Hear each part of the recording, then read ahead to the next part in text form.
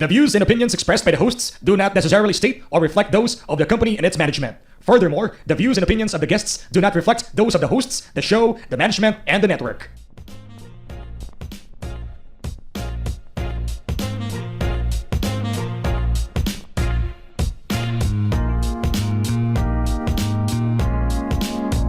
Hey, what's up? Welcome to Bloomer Babe Podcast. This is your host, Katie. Welcome to the podcast about my life, current news, lifestyle, millennial struggles, and anything under the sun. So if that sounds like your jam, please stick around. Today is February 20, 2025.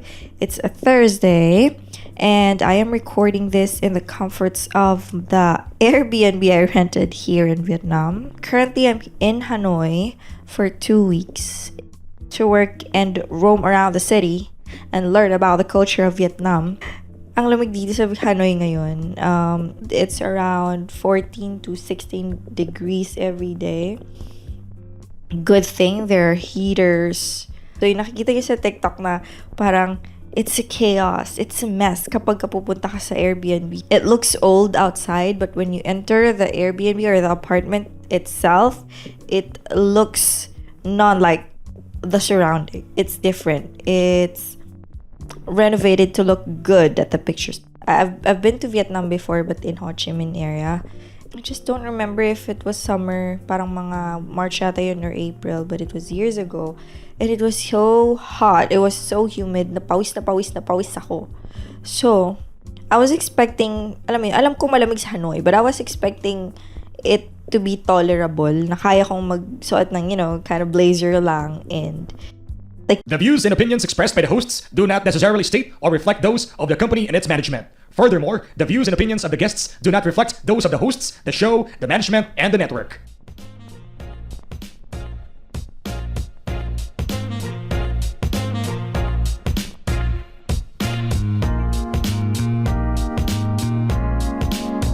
Hey, what's up? Welcome to Bloomer Babe Podcast. This is your host, Katie. Welcome to the podcast about my life, current news, lifestyle, millennial struggles, and anything under the sun. So if that sounds like your jam, please stick around. Today is February 20, 2025. It's a Thursday, and I am recording this in the comforts of the Airbnb I rented here in Vietnam. Currently, I'm in Hanoi for 2 weeks to work and roam around the city and learn about the culture of Vietnam. Ang lamig dito sa Hanoi ngayon, it's around 14 to 16 degrees every day. Good thing there are heaters. So yung nakikita niyo sa TikTok na parang it's a chaos, it's a mess kapag pupunta ka sa Airbnb. It looks old outside, but when you enter the Airbnb or the apartment itself, it looks not like the surrounding. It's different. It's renovated to look good at the pictures. I've been to Vietnam before, but in Ho Chi Minh area. I just don't remember if it was summer, parang mga March yata yun or April, but it was years ago. And it was so hot. It was so humid. Napawis ako. So, I was expecting, alam ko malamig sa Hanoi, but I was expecting it to be tolerable, na kaya kong magsuot ng, kind of blazer lang, and like jeans or like shorts, kaya ko mag-shorts. I brought shorts, man, and I have shirts. Hindi ko masuot because it's so cold. I can wear those, pero dito lang sa Airbnb. But outside, you really have to have a thick jacket, plus, a hoodie to cover your head, because it's always misty. Parang uulan. I asked one of the locals, and he said that it was, sabi niya, pollution daw talaga yun. The fog that I see outside, akala ko it's because it's just cold, it is also pollution in the air. They said that Hanoi is one of the cities that is most polluted. And yeah, I can feel it. I can taste it in the air. So, pag lumalabas ako, lagi akong naka face mask, especially pag gabi na. Pag hindi ka nagpayong, your face or your body will be wet. Most of the people are wearing raincoat. So, pumunta ako dito, isa lang yung jacket na makapal. Kasi nga, I thought I can tolerate the cold. Pero hindi, napabili pa rin ako ng jacket. The traffic is always on the go. Parang it's just the flow. You cross whenever you like. Same with Philippines. Siguro, ang bilis ko nga maka-adapt dito Kasi sanay naman tayong tumawid sa Pilipinas na anywhere, part of the street, as long as walang police, makakatawid ka, diba? So, same thing dito. Hindi ka masyadong matatakot na tumawid. If you slow down, they will go fast para makatawid ka na. Yun yung technique sa akin. You just have to be confident to cross and sila yung mag-a-adjust sa'yo kung tutuloy sila or hindi. I like the streets. Ang daming shops. It feels like I am in Binondo, pero ang weird nga dito kasi every street merong coffee shop. Makakita ka na either coffee shop or ng banh mi shop or ng nagbibenta ng noodles. So, sorry, a noodle shop. Nagbibenta ng noodles? No, a noodle shop.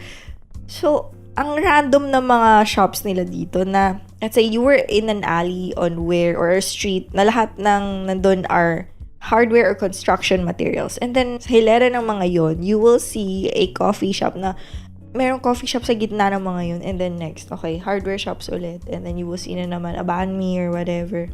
A spa. Kulit lang. Mahirap kapag nawala ka na, if you don't have maps. Especially kung wala kang sense of direction, mawawala ka talaga kasi magkakamukha every street. Maalala ko lang siya kapag there is a standout shop like a coffee shop or a restaurant na malaki or maraming foreigners na pupunta. It reminds me kung nasang area na. While I'm here, I attended an exhibit of a perfumer here in Hanoi.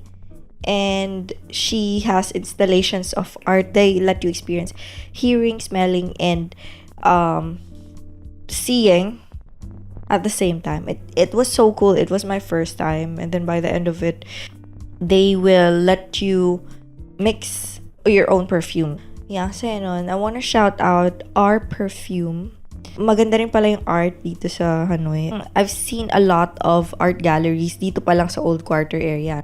Nandito ako sa Old Quarter and then I'll transfer next week naman on the West Lakes is where the expats or yung mga foreigners na talaga na nakatira dito sa Hanoi. So, you get a lot of Western shops or restaurants on that area. Plus, it's quiet on that side compared to here. So, may mga party, maraming tao, maraming business that's going on.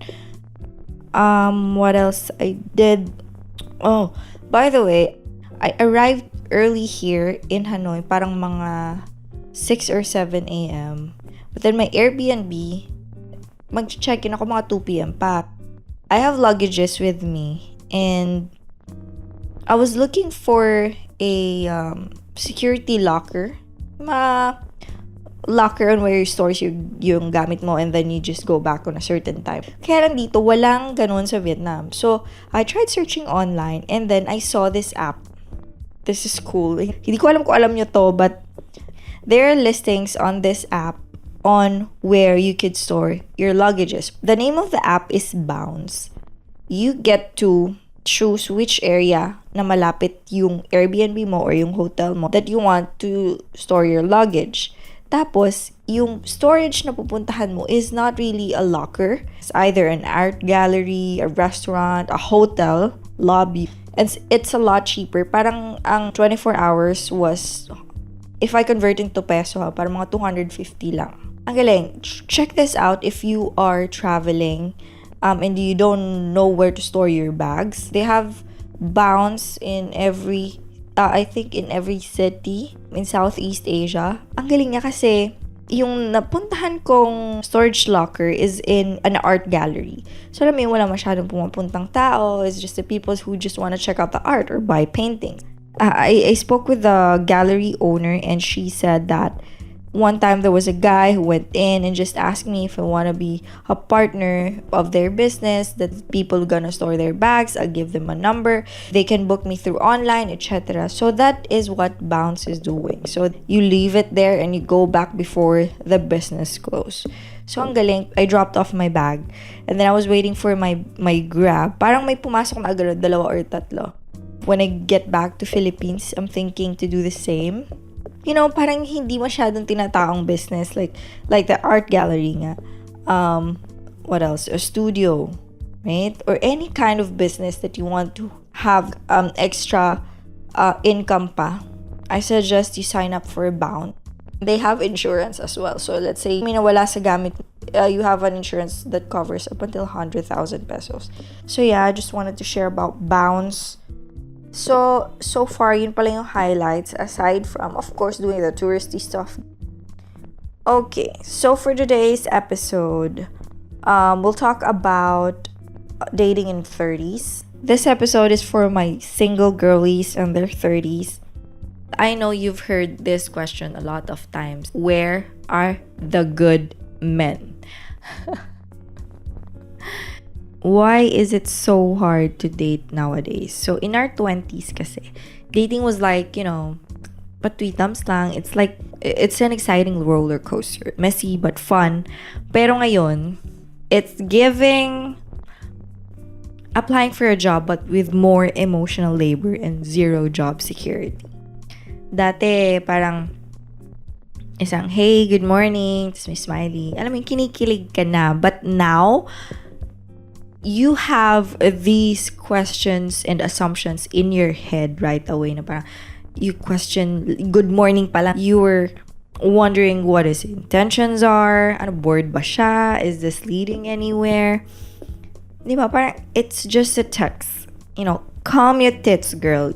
So let's get into it. Why does dating feel harder in your 30s? What are the unspoken struggles we don't talk about enough? And most importantly, how do we date smarter without losing faith in love or humanity in general? So, babe, grab your coffee, wine, match, or kung ano man yung emotional support drink that you have, because this episode's gonna be juicy.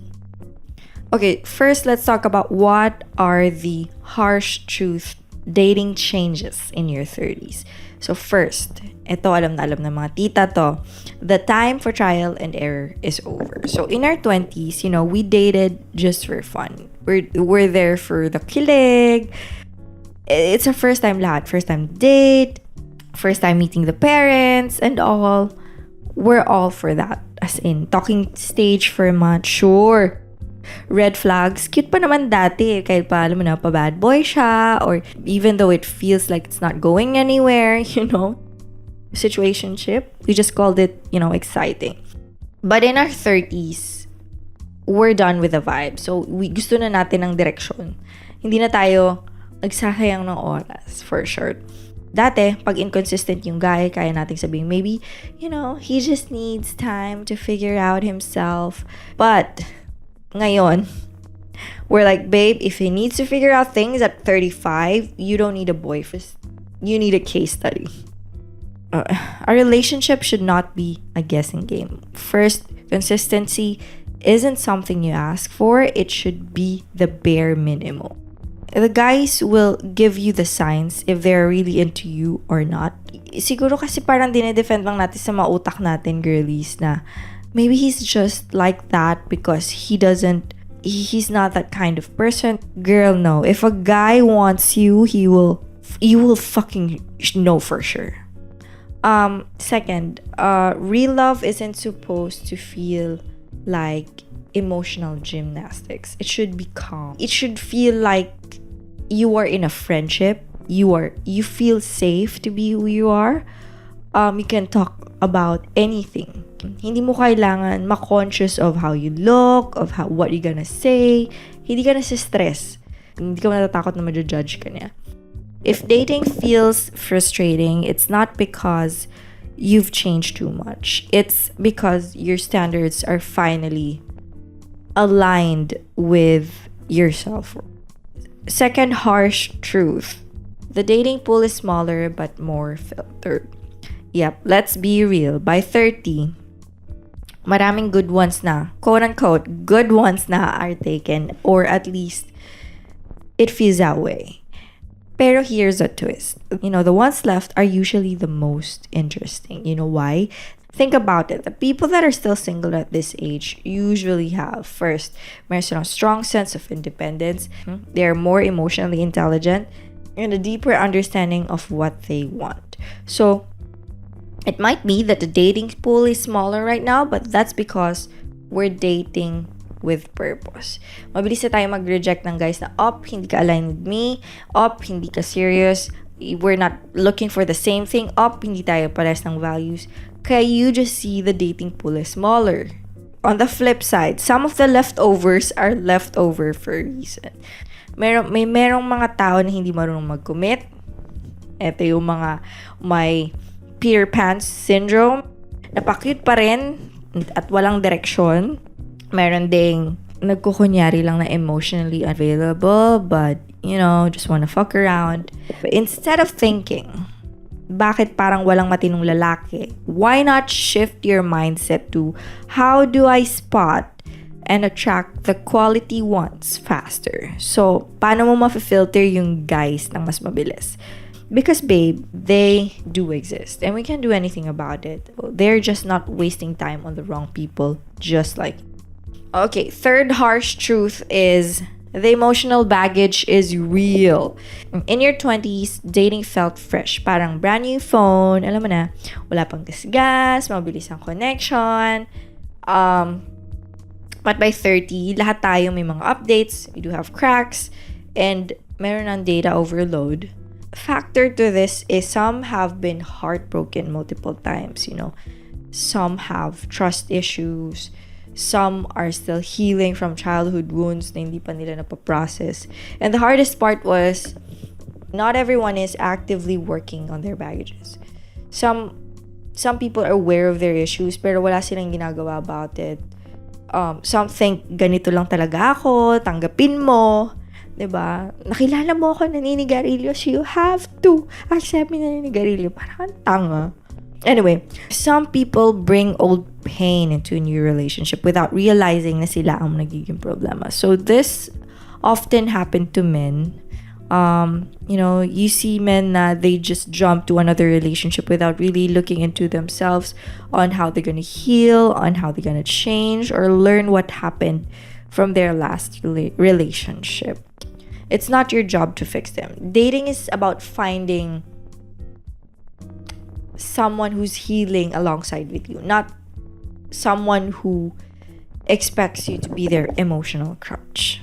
The fourth harsh truth is we see red flags faster and we no longer ignore them. Dati, may guy na hindi mag-reply sa'yo in 2 days. My 20-year-old me might think that, baka busy lang siya or whatever. But my 30-year-old me right now, nope. He just doesn't care enough, which is true. Kahit gaano ka busy ng guy, if he's not texting, I dated men that it took them 1 day or 2 just to reply to my text. And I have a guy na kahit nasa gitna siya ng trabaho niya, he will stop it and call me. See, if a guy really likes you, you will know. Hindi mo kailangan pahirapan yung sarili mo mag-overthink. There are guys that are assertive. You will know that they want you because talagang makikita mo, it's obvious to them. But there are also guys, they are shy, they overthink. And I don't think that you would like that guy na parang shy and pawili-wali na hindi mo alam kung gusto ka niya. Because one, either his self-esteem is not that yet full. Plus, gusto mo ba ng guy na gano'n that doesn't go for what he really wants? Side note lang yun. But anyway, going back, you're making a lot of excuses for the guys and not really see it as it is. But right now in my 30s, no, if he doesn't do this, he doesn't care. You just take it as it is. These are the red flags that you usually hear for sure, Ima. Let's just go with the flow. Pero yung ibig niya sabihin talaga is hindi pa siya ready. Or I'm not looking for anything serious, but I like you. Heck, diba? Ibig sabihin lang nun, wala planang mag-commit si kuya. Third is, I just got out of the relationship and I'm still figuring things out. Bullshit, rebound ka lang, sis. Next. Okay, so we have these harsh truths, but how to exactly enjoy dating in your 30s? Given all of these struggles, paano natin gagawing fun ulit ang dating? So, number 1, date for experience, not for an outcome. So, alam ko, girlies, we tend to overthink na kahit minsan on our first date, naisip na natin ang gana, siya na kaya mapapangasawa ko? Siya na ba yung the one? You're thinking too much. What I do when I go to dates is I treat it like I'm meeting a friend, like a new friend. I wanted to get to know the person. That's why I ask a lot of questions. Also, hearing the answer to my questions also makes me filter out which guys I would date. I have the same values, meron ba kaming same goal, is he looking for something serious as well? And if we don't align, I don't see it as a waste of time. I just have a new friend. Like, para ka lang nag-spare ng a few hours to a new person. Para ka lang nag-network. That's how I think of it is. Hindi ako nadidismaya na, hindi kami bad. Hindi ko siya bad. But I have a new friend. It's also more comfortable for the both of you kasi walang pressure. Second, how I'm gonna enjoy is let go of the timelines and trust the process. Society loves pressuring women na, wala ka pang asawa, wala ka pang anak by this age. We have our own timeline. So, just think of it this way. You're not running out of time. It's better to be single and thriving than to rush into a wrong relationship just for people to say na, may boyfriend ka na, you got married na, you have someone with you, but you don't feel good. You don't know about yourself yet. Ito nakikita ko to lagi na you go into these marriages na hindi mo pa ganun kakilala yung sarili mo. Hindi mo pa nabuo yung sinasabi kong self-love, yung self-esteem mo. Hindi mo pa naabot yung rurok girl, and then you will have someone to take care of and might destroy your self-esteem. Number 3, walk away fast when needed. If something feels off, don't try to justify. Listen to your intuition. You're not here to waste time. Ito, matagal ko tong inaral, girl, na parang I go to these dates and then I always get this, what do you call this? A gut feel. Bakit parang hindi kami align dito? Why does it feels like it's all about him? Parang ganun. I usually ignore those signs because I was so desperate to be with someone. You're getting tired of being alone and you just want to be in a relationship, and you ignore the red flags, but it ends up you're not enjoying that as well. Parang mas lalo pang karoon ka na ng problema sa buhay mo. Alam mo yun? Imbes na nag-enjoy ka ngayon na single, learning to know more about yourself, you are having these problems with the other guy or with your partner na thinking he might be unfaithful. Ini-interpret mo pa lahat ng galaw niya, whereas dapat binuo mo muna yung self-esteem mo, yung sarili mo, na kahit anong gawin niya, you are still whole. So, okay, number 4, keep an open heart. Just because you've been hurt before doesn't mean love isn't out there. Good men exist. Great relationships exist, and you deserve one. Have faith na you will meet